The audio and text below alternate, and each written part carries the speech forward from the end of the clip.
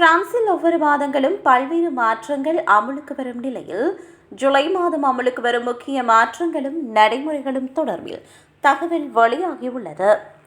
பிரான்சில் ஜூலை மாதம் முதல் அனைத்து வகையான எரிவாயு கட்டணங்களும் உயர்கின்றன. எரிவாயு நிறுவனங்களுக்கான வரி மற்றும் உலகளாவிய சந்தை விலை அதிகரிப்பால் மாறும் கட்டண ஒப்பந்தம் வைத்துள்ளவர்களுக்கு மாதம் சுமார் 2.70 யூரோ வரை கட்டணம் அதிகரிக்கும். அதே நேரம் நிலையான கட்டண ஒப்பந்தம் உள்ளவர்களுக்கு 1.5% மட்டுமே உயரும்.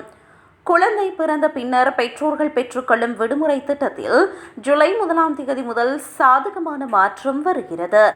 அதற்கமைய பெற்றோர்கள் இருவரும் தலா 2 மாதங்கள் வரை கூடுதல் விடுமுறை எடுத்துக்கொள்ளலாம்.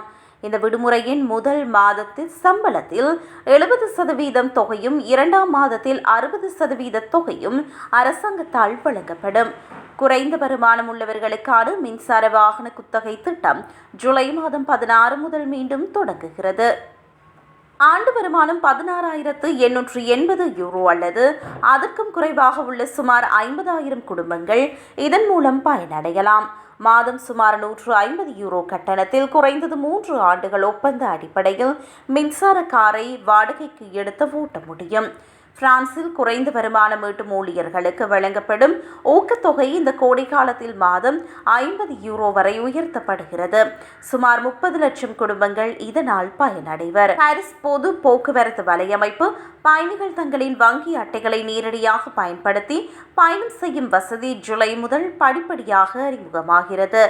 ஐரோப்பிய ஒன்றியம் மற்றும் சுவிட்சர்லாந்து அல்லாத பிற நாடுகளை சேர்ந்த சர்வதேச மாணவர்களுக்கு வழங்கப்பட்டு வந்த வீட்டு வாடகை உதவித்தொகை ஜூலை 1 முதல் ரத்து செய்யப்படுகிறது. இதனால் மாணவர்கள் மாதம் 100 முதல் 250 யூரோ வரையிலான நிதியுதவியை இழக்கக்கூடும். ஜூலை 1 பின்னர் பிரான்சில் புதிய சுய தொழில் தொடங்குபவர்களுக்கான ஆரம்பகால சமூக பாதுகாப்பு வரி விலக்கு பாதியாக குறைக்கப்பட்டுள்ளது. இதுவரை 50% இருந்த வரி விலக்கு சலுகை இனி 25% மட்டுமே இருக்கும். இதனால் புதிய தொழில் முனைவோருக்கு ஆரம்ப கட்ட செலவுகள் சற்று அதிகரிக்க வாய்ப்புள்ளது.